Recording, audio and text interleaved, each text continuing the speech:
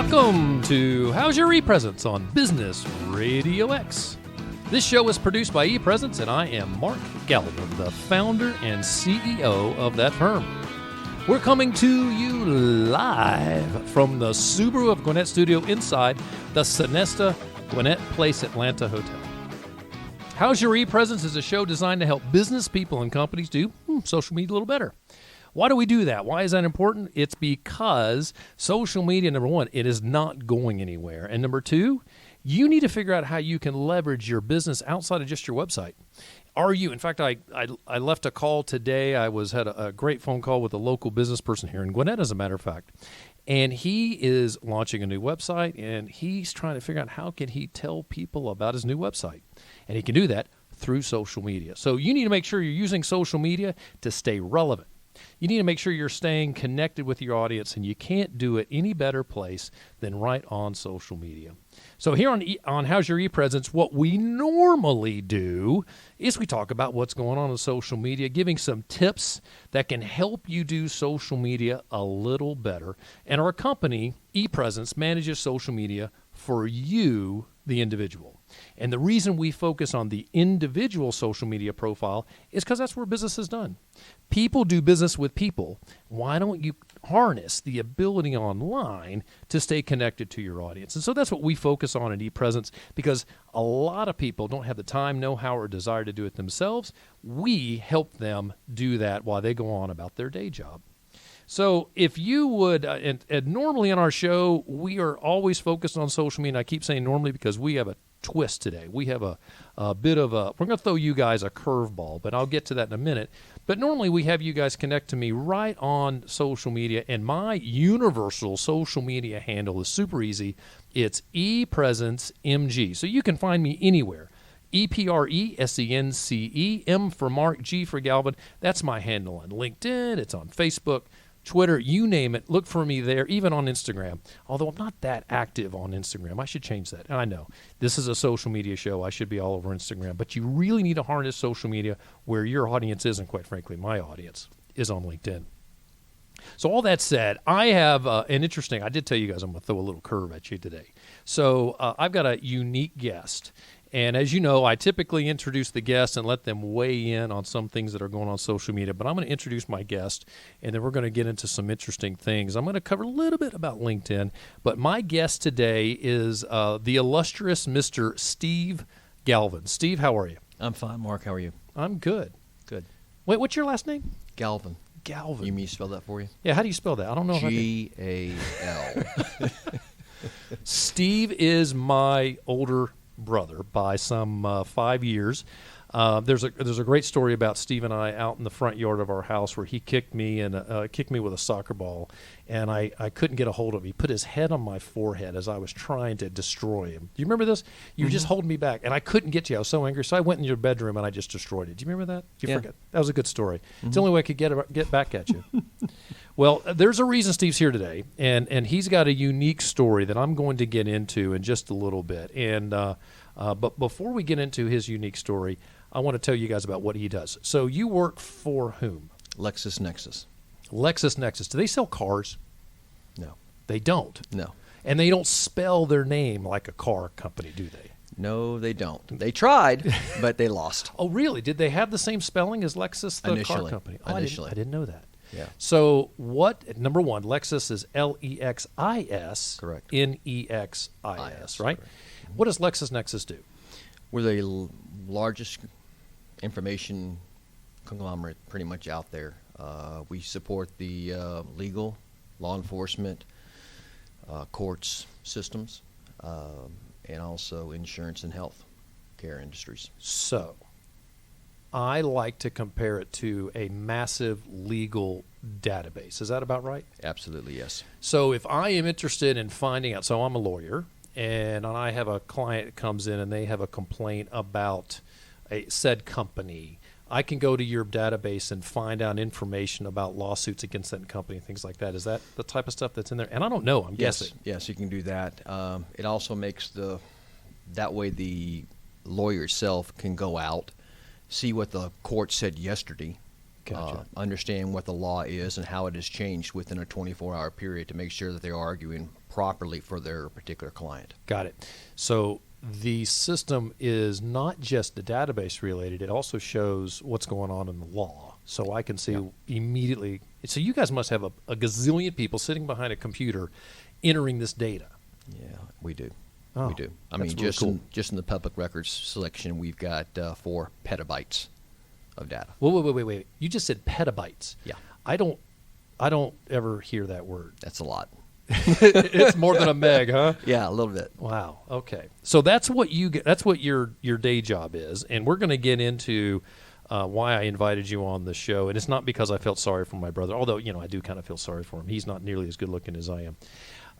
We're going to get into a little bit. I want to get into a LinkedIn update. This is a big thing because I was in a training session in Colorado Springs. It was last month, and I typically train on this, and it disappeared. And this is called Find Nearby. So Find Nearby is the ability for you to kick your phone on and turn this little feature on. And when you do, what will happen is everybody else in the room that's also on Find Nearby can connect with you. So Steve, you and I, we go to a conference. You're on the other side of the room. I'm, say there's a ballroom of 500 people. You guys, and Lexis does this. They bring all the salespeople together at times, right? All right. So it could be that type of thing.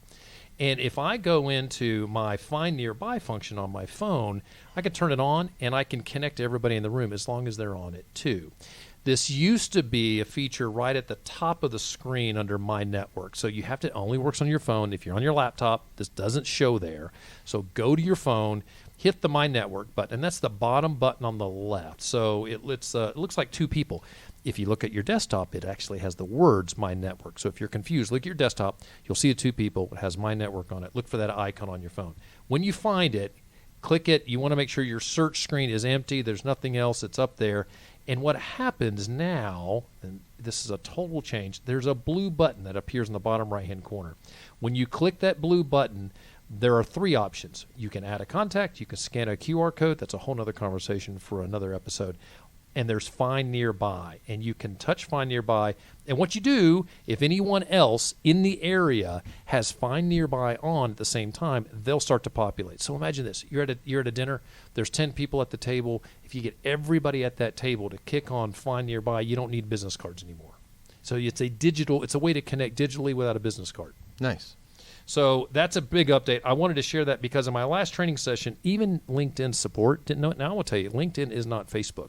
They are, I don't want to say they're the minor leagues, but they're the minor leagues when you compare them to what Facebook does. So even the help desk did not know this was coming out before my last training session. So I want to make sure I shared that. It is a very, very useful function, so check that out. All right. So Steve, there's a reason you and I are talking. And there's something that I want to really highlight. Just at the beginning of this month, there was a notable thing, and it wasn't just your birthday, but it was your birthday. When's your birthday? Was my birthday. So, the week thereof. All right. So, and then there's an anniversary that came along with your birthday this year. What's the anniversary of? 3 years surviving pancreatic cancer. So 3 years ago, August what? It was Labor Day weekend. So 3 years ago, Labor Day weekend, Steve, you were diagnosed with pancreatic cancer. And I got to tell you, This is how I found out. You went to the hospital, and you're going through the things you do, and I won't get into that. And I get a phone call. And it was you, and you say, hey, Mark, this is what's going on. And you by the way, for those of you who don't know us Galvins, nothing bothers us. We're really cool. And Steve's sitting there with pancreatic cancer. It's like, hey, this is not a big deal. I just got this thing going on. It's called pancreatic cancer. And it's going to be fine. Everything's going to be good. And so I walk away, I hang up the phone. I sit down. I'm at a football game. I think it was a Friday night. And I'm at a Marist football game. So, and I don't miss too many of those. So I'm sitting there. I go down. I sit down by a guy who happens to be a doctor, sitting there watching the game with me. And I said, I just got a phone call from my brother. He said he had cancer. And the guy goes, yeah, what kind of cancer? And he said he had pancreatic cancer. And he looked at me and he said, quote, your brother's dead. Yeah, I've heard it before. Nobody, he said, survives pancreatic cancer. We didn't know how long. We didn't know how what stage you were at or anything. Why did you go in to the doctor in the first place? What was it that manifested itself? The week before Labor Day in 2016, Monday, I itched a little bit. I took a Benadryl, and I went to work. Tuesday morning, woke up, itched a little more. I took 2 Benadryl and went to work. So you itchy. It's just itchy. Okay. And then Wednesday, woke up, and I couldn't get to the itch. It was inside of me, and I couldn't scratch it, couldn't get to it. About 5 o'clock in the morning, at 8 o'clock, I was sitting in front of a physician assistant, a friend of ours, at Marietta Dermatology. And didn't have a rash, didn't have anything. But she said, after the fact, I was a little jaundice, slight. Okay. Had a blood test done. She gave me a steroid shot. Told her I loved her. I gave her a big old hug, and I said, sorry, that's all I can do. You know my wife. And it was awesome. Yeah. Okay. And then we went to work. And Friday afternoon, we were in Costco. Friday before Labor Day. And there's really no lawyers that want to see me afternoon on Friday, Right. wait before Labor Day. I had pushed the cart. I had 3 things in the cart Okay. that Beth didn't know about. I still had 2 more to get. Okay. The phone rang. It was Shannon. Steve, where are you? Told her, go home. You're going to the hospital. And within 45 minutes later, I was in the hospital. They were trying to find out what was going on. Couple things here. Number one, Beth is who? She's my wife. So, Phenomenal. how long have you guys been married? 33 years. I should have prepped you with that because I would stutter on that one. So I'm No. glad you knew that. Well done. So 33 years. Normally it's all my life, but 33 years. Beth was for the record, for all of those, and maybe even for Beth here, Beth was my first date to my first concert. She took sure me. was. I wanted to go see Pat Benatar, and she was my date, and I was 16 maybe. So Beth has been around a long time. So you find out, you go, you're in the doctor, you've got jaundice, and they started, and there's some, this is a symptom of pancreatic cancer, I found out later. Mhm. It's one of the things that go, okay, got to check the box. Let's see if he has cancer. They did sonograms, and they saw a mass or something in my pancreas. My bilirubin was over 50,000. Standard is 0.1 to 0.3. Okay, good. Yeah. Largest. Well, not good, but Yeah, largest that this particular physician assistant says she's ever seen. wow. They found it, what was going on, and they wanted to keep me overnight and went home So instead. I'm going to speed the story up. Go. Because we only have 20 minutes. I hate to do that because there's a lot of great stuff here. When did you find out it was stage 1 cancer? How long did that take? Within 2 weeks afterwards. So it took a little while. Yeah. Who's the famous person right now that has pancreatic cancer everybody has heard about? Yeah. The dude Jeopardy. on Jeopardy. Jeopardy host. Mike, who is that guy? What's his name? Pat? Alex Trebek. Alex Trebek. Okay, so thank you very much. So Alex Trebek is dealing with pancreatic cancer, and he is stage 4. That's right. And I remember when it came out, I went, oh, not good. Stage 1 is a big difference than stage 4. It's still bad news, but it's a little easier to manage. So you started your therapy, and the first thing you did is the first thing they do with anything of cancer is they send you through chemo, right? Right. Well, that's what they did with us. I had 3 choices: good, better, best. And the best was chemo. Well, on the chemo, there was 3 choices. Oh, okay. Yeah, and I chose best. So what's it like going through chemo? Debilitating, frightening, destroys you, and shrinks you. So what does it do to your brain? Does it make you think differently? It does. With that poison running through your body, the chemo running through your body, it does affect your mental attitude. It does affect your mental thoughts, your concern, your worry, and a fear comes over you. Yeah. Can't help but. So you told me there was an oncologist or a lawyer said something about what is an oncologist's job? Yeah, this particular customer sat me down and he says, "What's an oncologist's job?" And give me chemo. Yeah. And he says, "No, Steve, what's his job?" I didn't know. He's an MD and a JD. a surgeon, and then he is now a lawyer. One of the smartest guys I've ever met. And he told me, he said, Steve, an oncologist's job is to give you as much chemo that takes you to the line of death, but doesn't cross it. My oncologist did his job. So what did that do to you? What, how much weight did you lose? 100 more than 115 pounds. So I'm going to tell you, everybody, Steve was a fat ass. I was 225 pounds and 5'10". You were. I shouldn't say he's a fat ass. He was big, right? So you were. When this all started, you actually wanted to lose weight. You were at 2.25, and you went all the way down to 104 pounds. Yeah. Unbelievable. So, and that was all the chemo. The chemo is just running all this off of you. Unbelievable. Yeah. All right. Yeah. So now, a little fast forward a bit here. It kind of gives you, part of the reason I wanted to share the story is the toll that it can take, not just on the person who has the cancer, but even the family.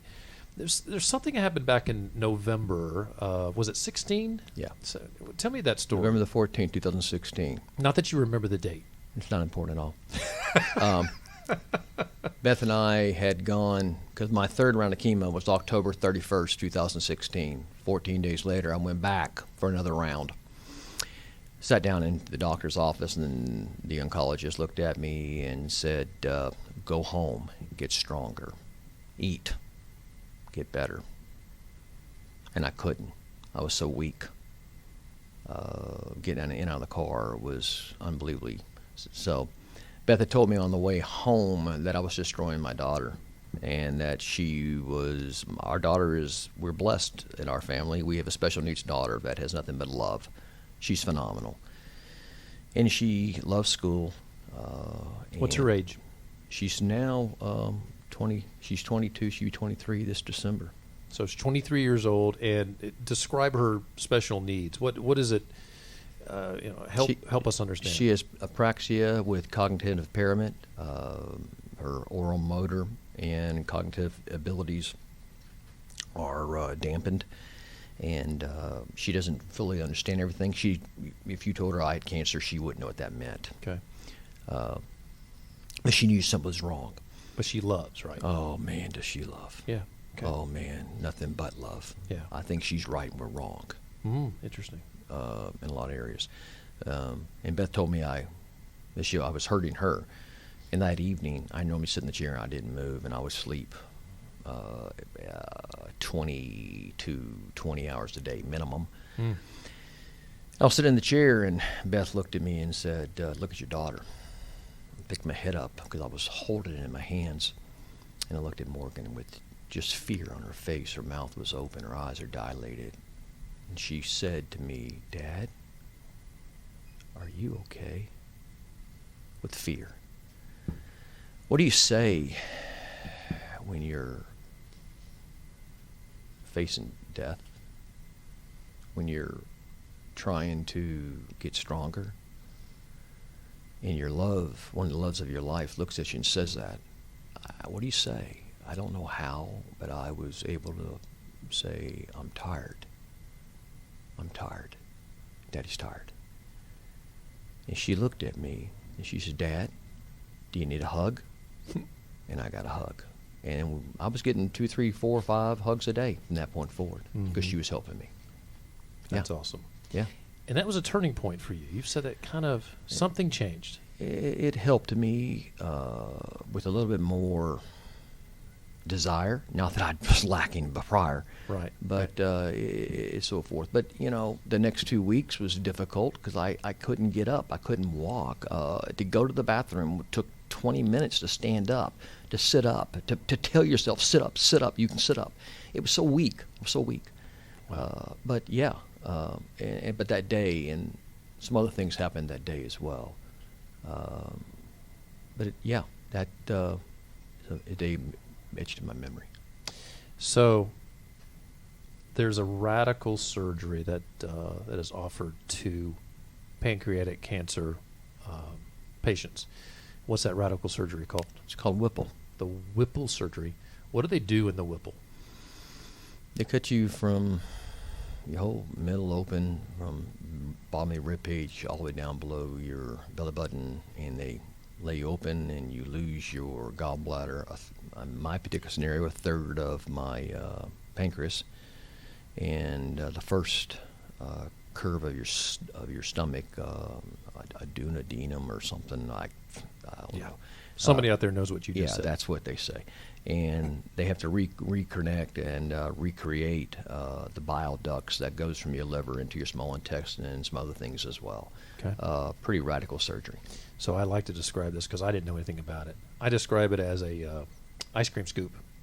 They go in with an ice cream scoop, and in the center of that scoop is the cancer, and they scoop everything else around it. So it's touching your stomach, it's touching the liver, it's everything it touches. And they did most of that with me. Yeah, they cut didn't all get it that out, and then they got to put it all back together. Yeah. So I mean, it's just to me just unbelievable surgery. So you had the Whipple. I had the Whipple. How long did it take to recover from that? Dr. Wolfgang said it would take me 6 weeks, but I need to take 12 weeks off because my body would take 6 weeks beyond the regular scenario to get stronger to support myself completely. Wow. 12 weeks. So, and you went to what hospital for that? I went to Johns Hopkins to Dr. Christopher Wolfgang. And who is Strebeck seeing? Is he seeing? I don't know. He's going to the same hospital. I know that. He said that he's going to. Hopkins is known for, they're the best in the world for pancreatic cancer, and I wouldn't have been there without my son. So you are, you work at LexisNexis, and you're a Correct. salesperson for LexisNexis. I am. How you doing on your sales goal? Fine. Just fine. Doing okay. Are you, did work, and I'm just imagining this as a dad making a buck, get sick. What were your fears? Work had to be a concern. How do I take care Absolutely. of family? What were the worries that you had as soon as you found out I have cancer? I looked at my wife, who squeezed my hand when I was told. I looked at the bottom of the bed, and I see my son, Nicholas, standing there. He dropped his head, picked it up, and there's 2 rivers running down his face. At that point in time, every fear, every animosity, every negative emotion in the world hit me, and I couldn't breathe. Mm-hmm. Yeah. So you had there's so many responsibilities. You had your son, who he was not married. He has At since the time. gotten Has married. been. Steve Kelsey, yeah. So you've got all the personal things. Was there a worry about an income? Of course there was. So you got that on top of that too, right? That came after the fact, but yeah, all that hit hard. Hit hard. Short-term disability was important. Long-term disability, yes. Short-term disability. Yeah. The company, Lexis, was phenomenal to me. That's how good. How they supported me and how they stood behind me. So did work help you? Did it motivate you? Because you're a good salesperson. You do a great job for LexisNexis. And here's how I know. I talk to a lot of lawyers in the work that I do, and they all know you. It's sort of like, oh, you're Steve's brother. It's sort of like, I'm tired of being his little brother. But Yeah. So, and I know that work is a big deal. Did work help you pull through this? No. Why not? My wife, my support group, my wife, my son, friends. Work was a small part of it, but my support group is what really pulled me through. I have friends at LexisNexis that would reach out. Sure. And I wouldn't have had those friends without the company. So the answer is, in that regard, yes. Sure. The community. Yeah, Yeah. but it was my network, my support group. So where are you today? 3 years post-recovered. Just have gotten through 5 days of radiation, 2 spots on my lung, 2 hours a day. But they said they could kill it with this. Fine, let's get the party started, because I've never heard they could kill pancreatic cancer. Yeah. No one's ever said it. Right. So you've put on some weight. You look great, and this is why we celebrated just recently as a family. We all got together to celebrate your birthday and to celebrate 3 years ago that this all came about, and you're still fighting. And what's interesting about this, Steve, is that you are able and have been able to fight through this and do it effectively. do things that I've not seen. We all deal with cancer in some way. There's not a person I've met that's in their 40s, late 40s, 50s that hasn't dealt with this in some way. A friend, a loved one, themselves. And so the story to me is fascinating. That what you've done and how you have been through the ringer, and to see you when you weighed 104 pounds was just unbelievable to me. Never in my mind could I've ever imagined you losing that much weight, and how it did physically change you. And now to see you coming back, to see you put on some weight, have energy to show up here, to drive all the way over here, to join me here. That couldn't have happened in November of 16. This wasn't possible. It wouldn't have happened a year and a half ago. So this is amazing. I mean, it really is miraculous that you are here. The great thing is the work is interesting. What you do, I think, is interesting. LexisNexis is a very well-respected company, and they've stood behind you, and I applaud them for that as your brother and as a friend of watching this happen. You've done a great job selling because you built that. A lot of the legwork and a lot of the base that you put in place before you were diagnosed helped you through these last 3 years. More than I think that we can ever realize. The friends that I have in the community didn't really understand until after I came back, and the love that I've received from the legal community is unbelievable. Yeah, it's unbelievable. Yeah. Terrific. I'll share with you real quick. March this year, I had 10 days of radiation on the pancreas up, and I support the Cobb County Bar very heavily. And tremendous legal community in the bar. I came home and there was 3 cards that they had passed around, and I had 200 lawyers sign those cards, wishing me luck, prayers. That is so cool. And that touched me deeply. Wow. It touched me deeply. Yeah. It is amazing how the little things we can do can lift somebody's spirit. We always have to remember that. Speaking of spirit, there is another sustaining piece that's important to you. What is that other piece that you found is very sustaining? I wouldn't be here without God.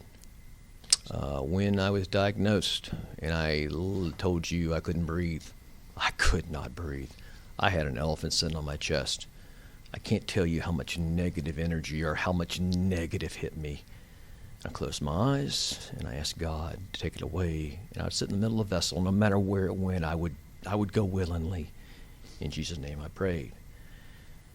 Not only has that happened where I immediately was able to breathe, but I've had no pain, which is, I've been told, is unusual. Don't know if it is or isn't, because I'm not allowed anyone in my community or my support group to tell me negatives. Mm-hmm. If it's negative, leave. Show me positive. I don't want to know what my odds are, because that I can't control. Right. Negatives. Don't need it. Need to stay positive. And so I've done that. I've had the opportunity to help others. It's a blessing when I can help people and to share with them the mental anguish and the mental hardships that you're going to go through, and you better have an escape. You better have a way to decompress. You better have a way to separate yourself out. You're going to need that, and you need to find that. And so, I've been through that, and I was fortunate. You learn a lot, unfortunately. I learned through this experience how wonderful a wife I have and how great my family is. And I love my wife more than I've ever loved her in my life today. She's awesome. And I'm blessed with that. So, What a terrific story. Yeah. Steve, thanks for coming in. I really do appreciate it. And I hope that we've helped someone out there who has been looking at dealing with cancer, or maybe has a loved one that's dealing with cancer. I think that the story you share is just terrific. Where can people track down LexisNexis, their Twitter account? Do you know what that is? Yeah, it's LexisNexis. Easy as that. That's right. Yeah. Website's LexisNexis. You can track them down there. Yeah. You're on LinkedIn at Steve Galvin is his handle on LinkedIn. Thanks for being here. Thank you. Appreciate it. Yes, sir. That's a wrap for us. A little different than normal, and hopefully you enjoyed the show and got something out of it. I do want to close with reminding you how you can track down ePresence. You can find us live on the third Thursday of each month at 3 o'clock Eastern, or just remember, the third Thursday at 3. But you can listen to any of our shows 24/7 by going to businessradiox.com, select the Gwinnett Studio, and then click How's Your ePresence Show logo. You can also find How's Your ePresence on iTunes, Google Play, SoundCloud, and even Spotify. Just go out there and search for us on any of those channels, and you can track us down there as well. For more about ePresence, you can find us at epresence.me. That's epresence.me, because it's all about you. You can also find us on any social media platform using the handle ePresenceME. Until next time, for my guest, Steve Galvin, I'm Mark Galvin, and this has been How's Your ePresence on Business Radio X.